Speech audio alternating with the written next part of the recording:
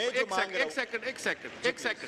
Second, क्या आप समझते हैं कि कभी ऐसे होता है कि स्पीकर यहाँ फॉर्म 45 जो है वो देखना शुरू कर दे मेंबरान के? कभी ऐसे हुआ है? फॉर्म 45 का बंदा यहाँ बैठ सकता है, अगर फॉर्म 45 का नहीं है तो वो स्ट्रेंजर है, उनके पास कोई राइट नहीं है, इनके अपने लोग उनको नहीं मानते।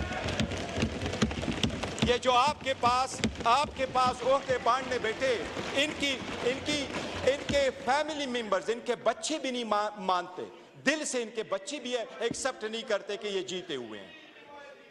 वो आपने रूलिंग उनके फेवर में दे दी कि नोटिफिकेशन बेस्ड है, क्या आईन नोटिफिकेशन बेस्ड को एक्सेप्ट करता? बैरिस्टर साहब, इस पे आपकी रूलिंग चाहिए। इलेक्शन कमीशन के नोटिफिकेशन के अलावा मेरे असेंबली के सेक्रेटेरिएट या मेरे पास क्या तरीका है असेस करने के who has been duly elected or not? एक सेकंड, क्या आप समझते हैं कि कभी ऐसे होता है